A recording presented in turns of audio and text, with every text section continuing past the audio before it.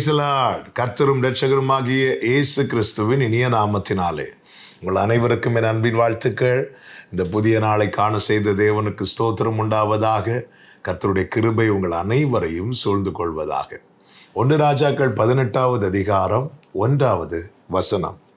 அநேக நாள் சென்று 3ஆம் வருஷம் ஆகையில் கர்த்தருடைய வார்த்தை எலியாவுக்கு உண்டாகி, நீ போய் ஆகாபுக்கு உன்னை காண்பி, நான் தேசத்தின் மேல் மழையை கட்டளையிடுவேன் என்றார். கர்த்தருடைய பரிசுத்த நாமத்திற்கு மகிமை உண்டாவதாக. கர்த்தர் எலியாவை பார்த்து சொன்ன வார்த்தை, நீ போய் உன்னை ஆகாபுக்கு காண்பி. இதே ஆண்டவர் 3 வருடத்துக்கு முன்பதாக இதே எலியாவின் இடத்துல என்ன சொல்லுவார் தெரியுமா? நீ போய் கேரி தாற்றண்டையில ஒளித்து கொண்டிரு என்று சொல்லுவார்.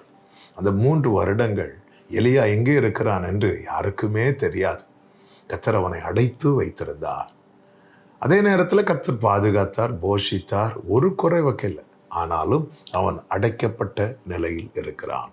தேவ பிள்ளைங்க வாழ்க்கையில இப்படி ஒரு தருணத்தை தேவன் வைத்திருப்பார். ஒன்றை புரிந்து கொள்ளுங்கள், கர்த்தர் உங்களை அடைத்து வைக்கிறார் என்றால் எப்பொழுதுக்கும் அல்ல, என்றென்றைக்கும் என்று அல்ல.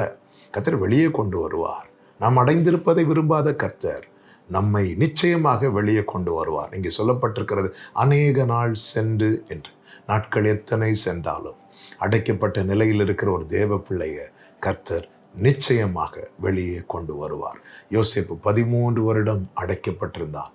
கர்த்தர் வெளியே கொண்டு வந்தார். எகிப்தை விட்டு ஓடி போன மோசே 40 வருடம் அடைக்கப்பட்ட நிலையில் தான் இருந்தார். கர்த்தர் வெளியே கொண்டு வந்தார். எந்த அடைக்கப்பட்ட நிலையிலிருந்தும் கர்த்தர் நிச்சயம் வெளியே கொண்டு வருவார். அப்படி எலியாவை கர்த்தர் வெளியே கொண்டு வந்தார்.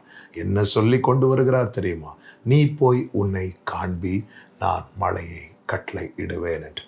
ஆமென். தேவன் ஒருவனை அடைத்து வைத்து அவனை வெளியே கொண்டு வரும்போது அவன் மூலம் அநேகர் ஆசீர்வதிக்கப்படுவார்கள். என்னை கேட்டுக்கொண்டிருக்கிற அன்பு சகோதரா, சகோதரி, உங்க வாழ்க்கையில் அடைக்கப்பட்ட நிலையில் நீங்கள் இருக்கிறீர்களா?